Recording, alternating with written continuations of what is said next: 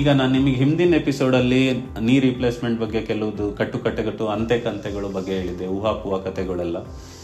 3ನೇ ಕ್ವಶನ್ ಏನಂದ್ರೆ, ನನ್ನ ವಯಸ್ಸು ತುಂಬಾ ಚಿಕ್ಕದಿದೆ ಅಥವಾ ನನ್ನ ವಯಸ್ಸು ತುಂಬಾ ಏಜ್ ಆಗೋಗಿದೆ, ನನಗೆ ರಿಪ್ಲೇಸ್ಮೆಂಟ್ ಬೇಕಾ ಅಂತ. ಹೌದು, ಕೆಲವೊಬ್ಬರಲ್ಲಿ ವಾಯುವಾತ ಕಾರಣ ಇರಬಹುದು, ಅಥವಾ ಬಿದ್ದು ಇಳೆ ವಯಸ್ಸಲ್ಲಿ ಬಿದ್ದವರಿಗೆ ಮೊಣಕಾಲು ಚಿಕ್ಕು 30-40 ವರ್ಷಕ್ಕೆ ಸೌದಿರೋದು ನೋಡಿರ್ತೀವಿ.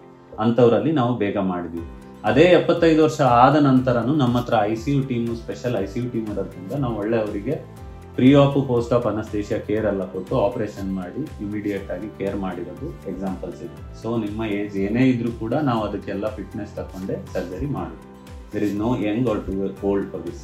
ಈ ಸರ್ಜರಿ ತುಂಬಾ ನೋವಾಗುತ್ತೆ ಹೌದಾ ಅಂತ? ಏನೂ ಇಲ್ಲ, ಯಾಕಂದ್ರೆ ನಾವು ಇದು ಆಲ್ಮೋಸ್ಟ್ ಮುಂಚೆ ಆ ಥರ ಇತ್ತು. ಈಗೆಲ್ಲ ಅನಸ್ತೇಷಿಯಾ ಅಂತ ಬೆನ್ನಲ್ಲೇ ಸೂಜಿ ಒಂದು ಹಾಕ್ತೇವೆ, ಹಾಗಾಗಿ 24 ರಿಂದ 48 ತಾಸು ನಿಮಗೆ ಏನು ನೋವು ಗೊತ್ತಾಗ್ತಾ ಇರಲ್ಲ. ಆ ಪೀರಿಯಡ್ ಅಲ್ಲೇ ನಾವು ನಿಮಗೆ ನಡೆಸೋದು, ಓಡಾಡ್ಸೋದು, ಮೆಟ್ಲತ್ಸೋದು ಮಾಡೋದ್ರಿಂದ ನಿಮಗೆ ಪೇಯ್ನ್ ಅಂತ ಮುಂಚೆ ಅಷ್ಟು ಹೇಳುವಷ್ಟಿಲ್ಲ. ಮುಂಚೆ ಎಲ್ಲ 10ರಲ್ಲಿ 10 ಇದ್ದಿದ್ರೆ ಈಗ 10ರಲ್ಲಿ 1 ನೋವು ಆಗಿದೆ.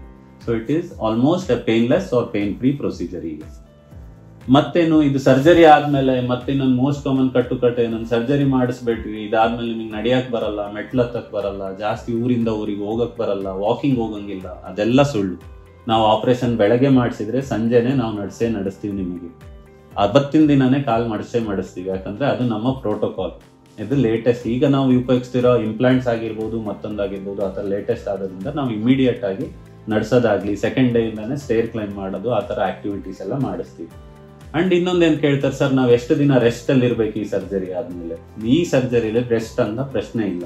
ಆಪರೇಷನ್ ಆಗಿದ್ದಿಂದಾನೇ ನಡೆಸ್ತೀವಿ, ಮರ್ದಿಂದಿಂದ ನಡೆಸ್ತೀವಿ. 1 ತಿಂಗಳು ತನಕ ನೀವು ನಡೀತಾನೆ, ಎಕ್ಸಸೈಸ್ ಮಾಡ್ತಾನೆ ಇರ್ತೀರಿ, ವಾಕರ್ ಹಿಡಿದು ನಡೀತೀರಿ, ಸ್ವಲ್ಪ ದಿನ ಆದ್ಮೇಲೆ ವಾಕರ್ ಬಿಟ್ಟು ನಡೀತೀರಿ. There is no rest in this procedure.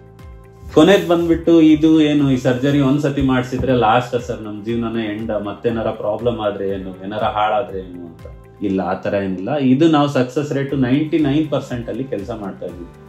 So ಇದ್ರಲ್ಲಿ ಫೇಲ್ಯೂರ್ ರೇಟ್ ಬಂದ್ಬಿಟ್ಟು <1%. ಅದು ಯಾರಿಗೋ ತುಂಬಾ ಹೈ ಶುಗರ್ಸ್ ಇದೆ, ಬೇರೆದೇನೋ ಪ್ರಾಬ್ಲಮ್ ಇದೆ, ಅದರಿಂದ ಇನ್ಫೆಕ್ಷನ್ ಆಯ್ತು, ಮತ್ತೊಂದಾಯ್ತು ಅಂದ್ರೆ ಕಾಂಪ್ಲಿಕೇಶನ್ ಆಗುತ್ತೆ.